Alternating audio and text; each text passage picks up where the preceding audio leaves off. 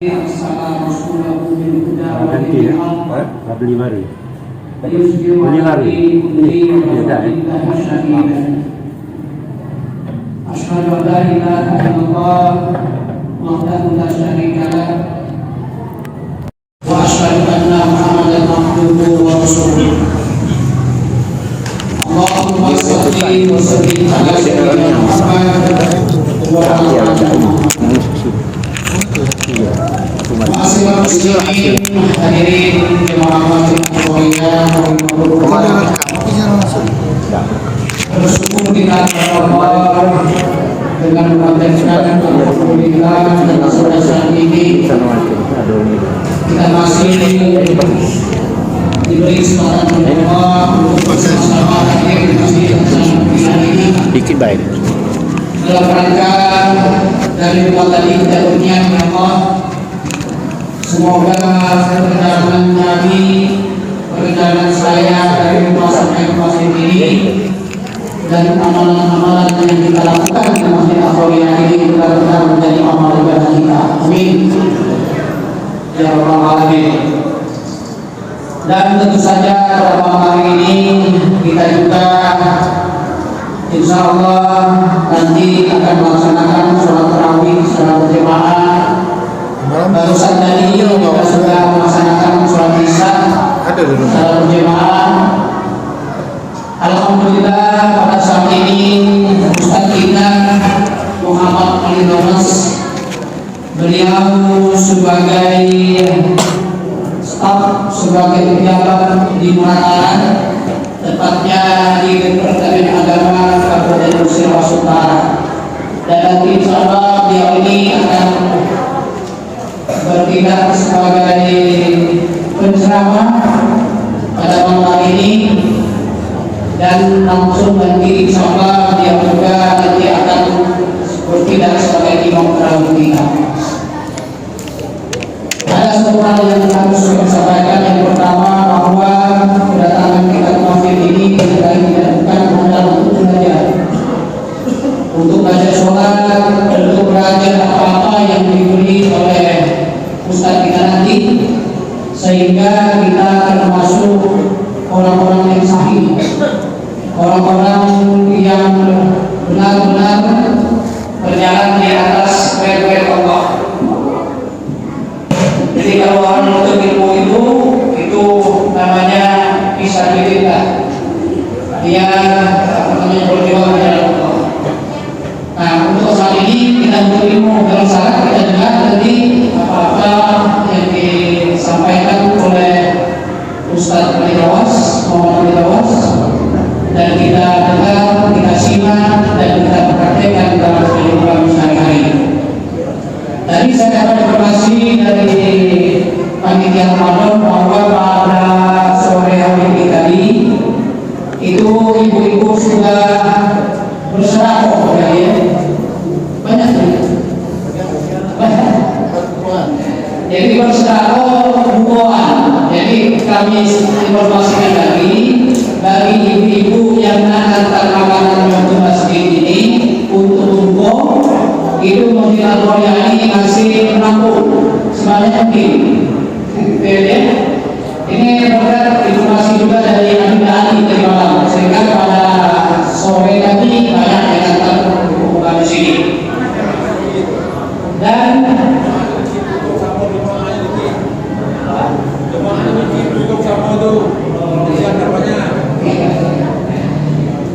Dan informasi dari badan pengawas tadi sudah berbeda bahwa yang buku sedikit.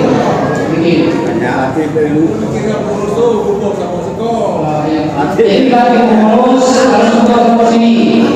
Informasi dari bagian ini yang terhalangan.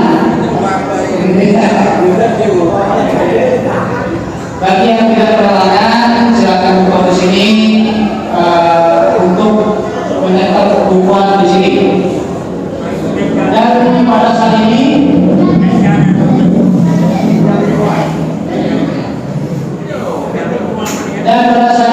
sekali lagi Ustaz kita sudah ada di sini akan memberi tausiah kepada kita.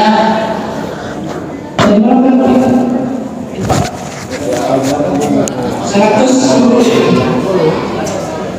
Tadi malam infak sholat tarawih berjumlah Rp150.000. Bisa ya? Itu sudah pengeluaran ya. Jadi jumlah bersihnya Rp150.000. Totalnya bisa dilihat di papan sebelah kiri kami. Itu saja dari kami. Kepada Ustaz Muhammad Ali Awas, saya persilakan. Assalamualaikum warahmatullahi wabarakatuh. Assalamualaikum.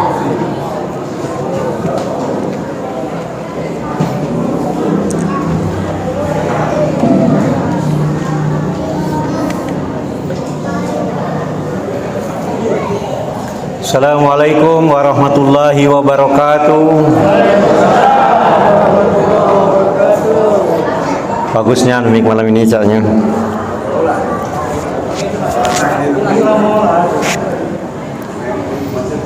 Alhamdulillahirabbil alamin. Salatu wassalamu ala asrofil anbiya'i wal mursalin wa ala alihi wa sahbihi ajmain. Asyhadu an la ilaha illallah wa asyhadu anna Muhammadar Rasulullah. Allahumma sholli ala sayidina Muhammad wa ala ali sayidina Muhammad. Wallahu ta'ala fil Qur'anil Karim. Bismillahirrahmanirrahim. Wala takunu kalladzina nasullaha fa ansahum anfusahum ulaika humul fasiqun. La yastawi ashabun nari wa ashabul jannah. Ashabul jannati humul faizun. Shadaqallahul azim. Yang kami hormati Bapak Ibu jemaah Masjid Al-Khairiyah yang dimuliakan Allah, amin. Para kiai, para alim, para ulama yang tidak dapat kami sebutkan satu persatu namanya, ibu-ibu haja dan bapak haji. Ini kulihat ada tamu dari jauh dari Muara Utara, Tanda Baihaqi dari desa Muara Betempu. Oh ya. Canya lah pindah ke Linggau dia sekarang. Sejak pensiun dari guru pindah ke Linggau mungkin dia. Dia senior kami di Kementerian Agama, sama-sama waktu di Kabupaten Musirawas, dan ketika berpisahnya Muara Utara dan Musirawas, dialah keburu pensiun ya. Alhamdulillah. Bapak Ibu yang kami hormati, malam ini tentunya malam yang ke-7 ya. Ke-8 apa ke-7? Berarti sudah tanpa terasa kita sudah artinya tinggal lagi 23 hari lah kira-kira. Tanpa terasa ya, lebaran. Ibu-ibu, sesuai dengan anjuran pertama ketika aku hadir di sini, dilaksanakan enggak sholat tahajud itu? Ibu, dilaksanakan enggak sholat tahajud? Alhamdulillah, dilaksanakan Bu. Lah aku bilang kalau baca 2 rakaat dalam semalam, kalau bisa lebih alhamdulillah 2 rakaat saja. Ketika selesainya kita di bulan Ramadan sudah mendapatkan 60 rakaat salat tahajud. Padahal kata Rasulullah, seumur hidup 1 kali jadilah salat tahajud. Kita ambil di bulan Ramadan, nanti ibu ketagihan. Insya Allah mudah-mudahan setelah Ramadan nanti akan ketagihan untuk melaksanakan sholat tahajud itu. Insya Allah. Karena kita berdoa nian dengan Allah. Kalau bisa Bu, ketika ngambil wajah, memang dalam hati ya. Ketika kita ngambil wudu, mengusapkan wajah, disitulah kita ngomong, ya Allah, ya, bersihkan wajahku. Jangan sampai mataku ini melihat yang tidak diinginkan. Nah itu. Ketika kita ngasuh tangan, nah itu. Tapi tidak usah nak disebutnya. Ya nak dicerita galau sini. Paling tidak kita ngomong, ya Allah, semoga tangan ini tidak mengambil yang tidak benar atau yang haram. Kalau aku Bu nian, kalau waktu ngusuk kaki itu Bu, bukan kedua mata kaki kalau aku, sampai ke lutut Bu, kukusuk ke. Karena kita ni pak caknya umur-umur 50-an ini lah bermasalah dengan dengkul. Tak tahu kalau kamu. Tapi jangan khawatir. Ada apa namanya? Minyak sinergi dari HNI. Ya itu. Langganan aku. Tapi sambil ngambil uduk tadi, sambil ngusuk kaki itu ngomong juga, ya Allah, kuatkanlah kaki aku ini, sehatkanlah kalau ada keluhan di penyakit di kakiku ini, kerana aku nak ibadah nian, ya Allah. Kena terasa nian kita ketika tahiyat, ketika apa, bermasalah. Tapi insyaAllah, alhamdulillah, kena Ramadan ini jadi kuat kan. Apalagi agak cepat itu kan. Mohon maaf kalau aku ni agak ngebut bu ya. Aku tadi udah ngelirik-lirik Al-Quran yang besar itu. Karena di masjid kami itu ada Quran juga cak itu. Quran besar. Aku pakai itu bu. Aku lah nak nyengok tadi nyengok. Dipakai. Sebenarnya tak perlu nak dibaca selembar dua lembar itu satu rakaat, tidak. Kita ambil dikit-dikit baik. Aku kaget nyengok kaget. Kalau cocok kita baca gitu. Kita pakai itu, insyaAllah lah, mudah-mudahan. Tak kalau nak lambat tidak, cepat insyaAllah, mudah-mudahan. Kenapa inilah ngelatih kita, kena ya samalah. Juz 30 juga yang kita baca selama ini juga, memang itulah dianjurkan sesuai dengan artinya tuntunan-tuntunannya solat tarawih. Tapi di masjid-masjid lain yang para penghafal Quran, malah dia sudah juz yang keberapa malam ini. Semalam sejuz. Kalau Masjid Agung Palembang itu 30 juz sampai akhir nanti. Semalam sejuz dia bu. Tapi rakaatnya bukan kita 8 sampai 3 dan 11 ini, tapi 20 dan sampai 23 witir. Itu mereka itu kan. Kalau kita ini media di Lubuk Linggau ini, makanya para penghafal Quran itu tidak ada tempat. Nah itu ya.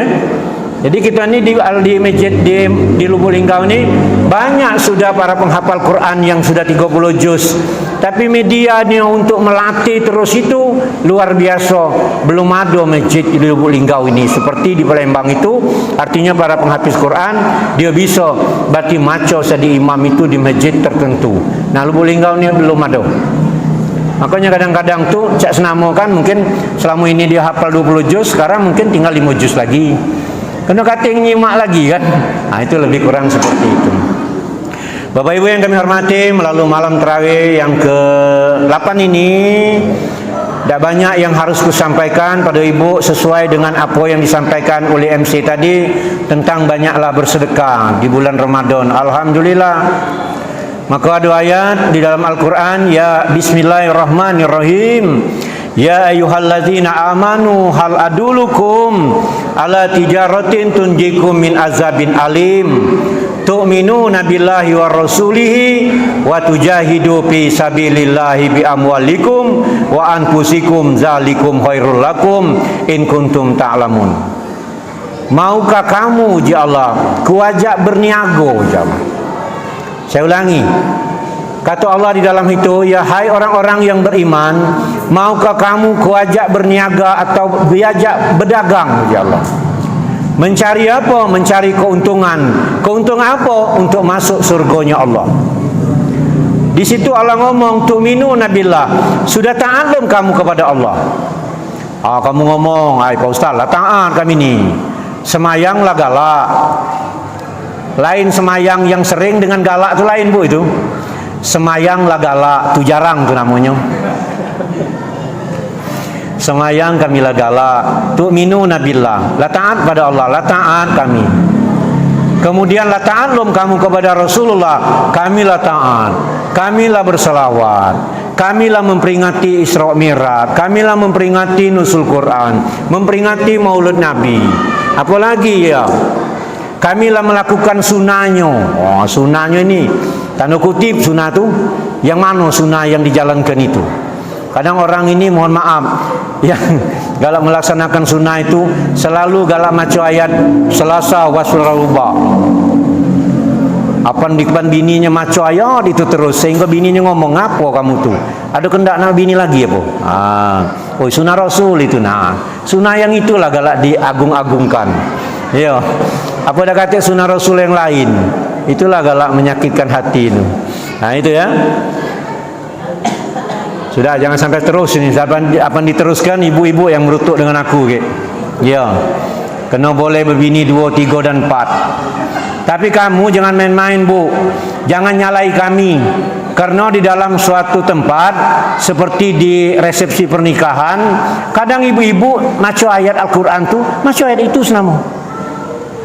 Nah, ujaku ibu ini pakam ujaku.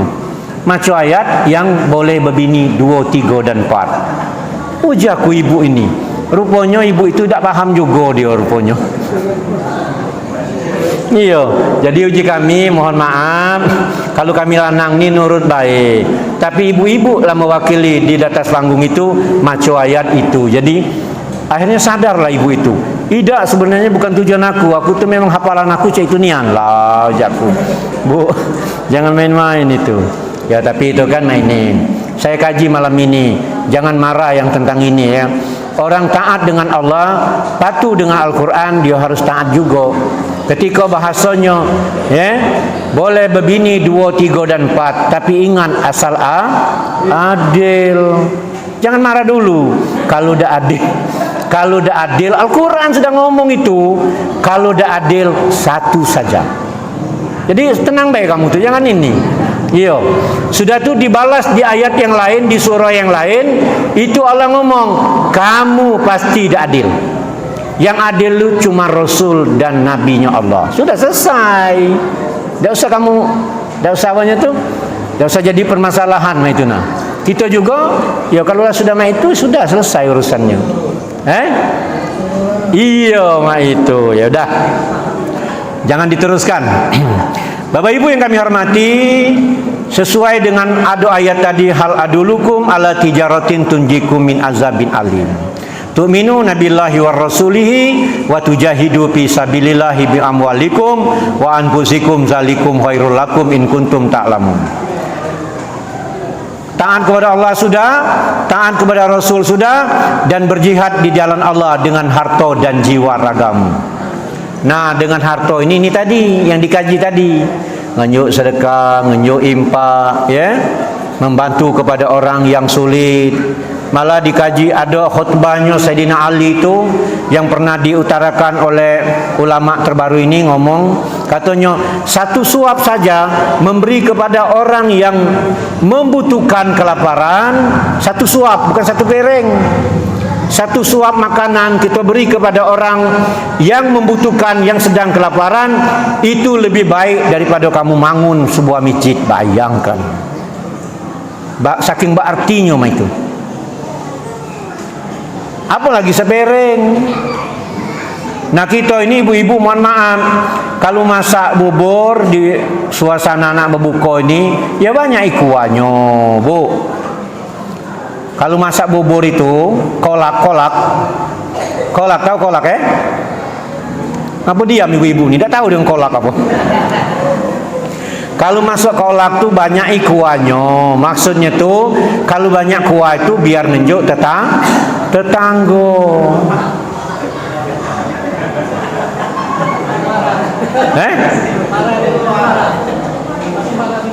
Oh masih marah ini dua tadi. Nah jadi masalahnya itu lagi. Bu, jangan marah Bu. Aku lah ngomong tadi Bu. Aku lah nolong kamu tadi kan. Di dalam Al-Quran dikatakan, aku ulang lagi, kamu pasti tidak adil ujungnya. Menang kamu tuh. Yang adil itu cuma Nabi dan Rasul Allah baik. Jadi manusia cak kita ni gila, mau dosa lah banyak ini. Ya banyak berkendak ya. Jadi kolak ini dimasaklah dengan banyak kuahnya biar ngenjuk tetangga. Karena kalau kita masak sebuah makanan, ketika orang lain bisa menciumnya masakan kita itu, dan kita tidak bisa ngasih dia, itu sudah kita luar biasa, itu dipandang oleh Allah. Kadang-kadang suaminya ngomong, Bu, njok tetangga kolakku, tidak galak dia tuh. Yang tidak galak itu siapa? Njoklah dulu. Itu kalau sudah kita bincang anca itu dia marah lagi itu Pak. Dibuangnya masalah pula. La ilaha illallah. Janganlah ngomong cah itu. Yang penting apa yang kita masak, yang kita bisa kita kasih dengan tetangga kasih. Karena ayat Al-Quran tadi ya, berimpak dan sedekah di jalan Allah itu. berjihad. Kemudian berjihad fi sabilillah. Jihad yang paling luar biasa, keluar sholat subuh ke masjid, ini jihad, Bu. Hati-hati. Nah, sudah itu kamu hati-hati pula. Sekarang itu, mohon maaf, di YouTube, nah ini masuk YouTube juga, ya, apa didengar orang juga. Ada sebagian ulama ngomong seorang wanita itu tidak perlu sholat masjid, sholat tarawih ke masjid. Kalau baca, wanita itu diwajibkan sholat di rumah, di kamarnya, yang paling dalam lagi, yang paling sembunyi lagi. Memang ada dalil itu, sahih itu dalilnya, Bu. Tetapi di situ kata Rasulullah, kalau negara lagi tidak aman, ingat itu. Kalau negara lagi tidak aman atau kamu bakal jadi fitnah, maka ibu-ibu lebih baik di rumah, sholat dalam kamar, bahkan di dalamnya lagi, sembunyi dalam tikar berarti. Sekarang negara kita aman. Ada tak kamu nak masuk sini, wong nyago kamu? Kata kan? Ngapa lagi jadi ini? Aku sedih nian kalau ibu-ibu tak terawih ke masjid. Ngapa? Ibu-ibunya lah yang paling banyak. Kalau sampai suatu masjid ibunya berpikir nak sholat di rumah, kalau sepi masjid ini, Allahu Akbar. Hati-hati itu. Maka dibantah oleh UAS, Ustaz Abdul Somad mengatakan bahwa benar dalil itu. Nabi pernah ngomong tentang itu, tetapi jika wanita itu keluar jadi fitnah, dan kemudian ketika negara negeri lagi tidak aman, tidak aman, tidak usah ke kamu betino, kami lanang lagi. Nah, itu kajiannya. Mun kita aman, nak ngapo laju? Atau jadi fitnah, ibu-ibu ya datang ke masjid berdandan yang lebih-lebih dari artis nak tampil umpama kan, kemudian pakai gelang kaki sehingga pemberjalan di masjid ini kedengaran kami di depan kerincing. Nah, itu kan jadi masalah, namanya fitnah. Bapak Ibu yang kami hormati, melalui Ramadan ini tentunya saya ulangi lagi, seandainya ibu-ibu punya halangan, maka diganti dengan hari yang lain. Seandainya kamu berhalangan karena sakit dan kemudian bekerja yang capek nian di tengah terik matahari, boleh tak kita tak puasa? Boleh, seandainya memanglah sudah dikhawatirkan akan sakit yang luar biasa, akan menimbulkan masalah, boleh menghentikan kamu berpuasa di bulan Ramadan sesuai dengan ayat ayyamam ma'dudat. Artinya boleh kamu meninggalkan puasa itu, tapi diganti di hari yang lain. Ingat, diganti dengan hari yang lain itu kapan, Pak Ustadz? Apa harus di bulan Syawal? Kalau bisa dikerjakan di bulan Syawal, kerjakan. Nanti kamu bertanya lagi, Pak Ustadz, kami melaksanakan ganti bayar puasa dulu, puasa wajib, apa mengerjakan sunat Syawal? Kerjakan yang wajib dulu. Kalau bisa, berarti ngerjakan wajibnya di bulan Syawal. Kalau kamu berniat dua, dapat dua sekalian. Mayar dapat, so ini sunatnya Syawal dapat. Tapi aku ulangi, kalau baca alon-alon kamu melaksanakan sok puasa Syawal tuh, tamu banyak ke rumah kamu, lagi tanggal 2 Syawal kamu lah puasa. Uang datang kamu suruh makan, kamu dewe tidak menghibur tamu. Saya ulangi, menghargai tamu adalah hukumnya wajib. Menyenangi orang lain itu wajib hukumnya, Bu. Menghargai tamu itu hukumnya wajib. Kemudian kamu puasa sunat. Sekarang aku tanya, nak ngerjakan wajib apa nak ngerjakan sunat dulu? Wajib. Ini tamu kamu suruh datang ke rumah, kamu mula puasa. Ujikan, no, kami makan, kamu tidak makan, lah puasa aku. Nah, inilah galak jadi masalah. Laju ji tamu, nyesal aku bertamu ke rumah wong ini. Kami makan, dia puasa. Tapi Ustaz, kami kau nak ngejar nian Pak Ustaz. Soalnya kalau lah ngejar 6 hari, kami nak ada lebaran lagi. Nah, gayanya saya itu. Ya boleh baik lagi. Apalah sepi dak kata lagi yang berdatangan bertamu, sak tanggal 2, 3 dan 4 bolehlah kamu mulai. Ini dok. Tanggal 2 lah laju. Jangan-jangan tanggal 1 lah diembatnya. Wong lebaran dia nak puasa. Nah, hukumnya lah haram pula. Hati-hati itu ya. Sebab 1 itulah masuk 1 Syawal. 1 Syawal adalah puasa, dan hati-hati dari 1 itu haram hukumnya berpuasa. Kalau kami nak ngegas tadi, nak segala macam nak ngambil sunatnya tadi, nah inilah jadi permasalahan. Maka Nabi Ibrahim alaihissalam tu bu, Nabi Ibrahim itu tiap hari puasa bu. Nabi Ibrahim itu dia akan berbuka ketika menyenangi orang lain. Ketika dia menyenangi orang lain, dia berbuka. Maka dirindukan oleh malaikat Jibril. Uji malaikat Jibril, ya Allah, engkau sedang sering menceritakan Nabi Ibrahim. Apa banyak kebaikan Nabi Ibrahim? Kenalkan aku dengan Nabi Ibrahim itu. Aku bertemu dengan Nabi Ibrahim. Ternyata suatu hari Jibril ditemukan oleh Allah untuk bertemu dengan Nabi Ibrahim alaihissalam. Nabi Ibrahim lagi ngapa ibu? Lagi mengurus yaitu kuda-kudanya. Ibu tahu tak ternak Nabi Ibrahim itu dikabarkan 12.000 ternak dia. Kuda, lembu dan apa nama itu kambing tu 12.000 banyaknya. Sampai kuda tu berapa 12.000 tu kalau unta tu. Kalau sikoknya harganya berapa dikalilah berapa, miliarner dia tu. Dan kuda-kuda pilihan itu dikalungnya kalau dengan emas bu, dengan kerincingannya itu. Maka ketika Jibril datang menemui Nabi Ibrahim, siapa kamu je Nabi Ibrahim? Aku adalah tamu dari negeri jauh. Tidak pantas aku melayani kamu di sini, kita balik ke rumah. Disaji makanan oleh Nabi Ibrahim. Ketika Nabi Ibrahim ya menyaji makanan dengan si Jibril tadi, malaikat Jibril yang menyerupai manusia, Jibril kagum dengan Nabi Ibrahim. Oh, inilah yang sering dipuji oleh Allah, kebaikan Nabi Ibrahim luar biasa. Padahal Nabi Ibrahim sedang puasa itu. Setiap hari puasa Nabi Ibrahim. Tapi ketika nyenangi tamu berbuka dia. Uang balik puasa lagi dia. Itu gawe Nabi Ibrahim.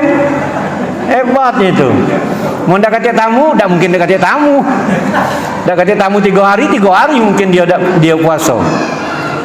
Akhirnya kekaguman Jibril terhadap Nabi Ibrahim, Jibril membaca yang sering dibacakan sesudah tarawih itu nah. Sesudah solat witir, subuhun kudus wa rabbul malaikati warruh. Ketika itu Nabi Ibrahim tercengang. Ya dia ngomong, dia tak tahu Jibril ni. Hai saudaraku, tolong ulangi baca yang kau bacakan tadi. Ngapo hatiku langsung lembut nian rasanya. Dibacanya. Rupanya Jibril ni disuruh pelit dulu dibaca. Bacalah lagi, dem jadilah uji Jibril. Bacalah lagi. Seandainya kau baca, hai saudaraku, kau jengok tak kuda-kuda pilihan yang kupelihara tadi. Itu kalungnya emas galo, kerincingan di kalungnya emas galo. Mbeklah oleh kau galo. Dibaca lagi oleh Jibril. Disuruh baca lagi, agak pelit lagi dia. Hanya ngomong lagi Nabi Ibrahim.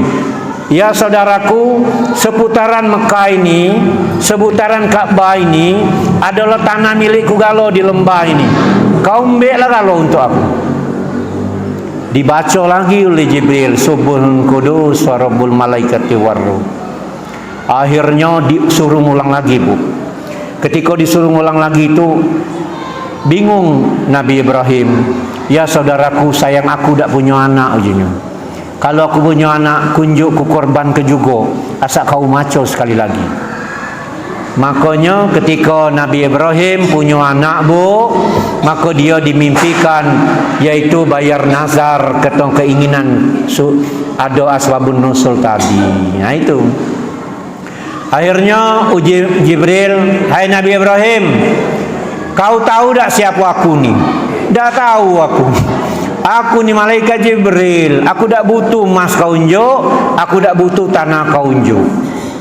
Jadi mana uji Nabi Ibrahim, aku lah terlanjur ngenjuk dengan kau. Aku tak kalah ngambilnya lagi uji Nabi Ibrahim.